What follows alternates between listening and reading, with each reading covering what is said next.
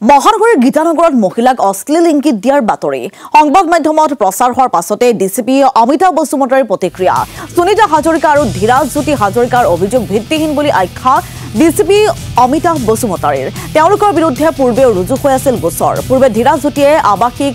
দালৈ খেদাৰ বহু অভিযোগ আছে আৱাসীৰ সৈতে প্ৰায় কাজিয়াত লিপ্ত হোৱা বুলিও উল্লেখ ডিচিপি গৰাকীৰ অন্যথা থানাৰ ভিতৰত ধন লোৱা আৰু দুৰ্ব্যৱহাৰ কৰাৰ অভিযোগ নস্যাৎ ডিচিপি অমিতাভ বসুমতাৰীৰ গীতানগৰ থানাৰ তদন্ত বিষয়ে কোনো ধৰণৰ ধনৰ লেনদেন কৰা নাই বুলি কয় ডিচিপি গৰাকীয়ে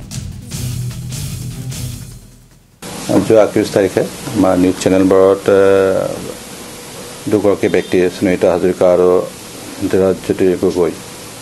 তেওঁলোকে অভিযোগ দিছিলে যে গীতানগৰ থানাত তেওঁলোকে দিয়া অভিযোগটো তদন্ত হোৱা নাই প্ৰথমতে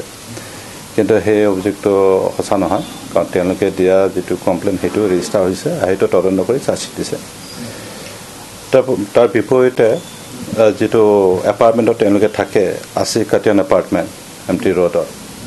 তাতে সচিন কুমাৰ তেওতীয়া নামৰ ব্যক্তিজনৰ তেওঁলোকৰ এগেইনষ্টে কেছ দিছিলে এই কেছটো ৰেজিষ্টাৰ কৰা হৈছে আৰু তাত তদন্তত দেখা গৈছিলে যে তেওঁ দা লৈ পেলাই তেওঁলোকক খেদি গৈছিলে তাৰপিছতে এই ধীৰাজ জ্যোতি গগৈয়ে সেই কেছটো তদন্তত যিহেতু তাতে এবেটমেণ্টৰ কথা আহিছিলে এবেটমেণ্ট এটেম্প টু মাৰ্ডাৰ তো সেইটোত তেওঁলোকক এৰেষ্ট কৰা হৈছিলে আৰু এৰেষ্ট কৰি পেলাই জেলত পঠোৱা হৈছিলে আৰু সেই কেছটো চাৰ্জশ্বিট হয় পৰৱৰ্তী সময়ত আমি দেখা পালোঁ যে তেওঁলোকৰ এগেইনষ্টে কেইবাটাও কেছ ইয়াতে ৰুজু হৈছিলে আগতে 3টা কেছ ৰুজু হৈছিলে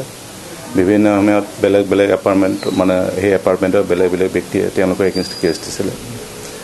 আৰু সেই গোটেই কেছ তদন্ত কৰি পেলাই কিতাৰ কথা নাই এইটো কেছবোৰ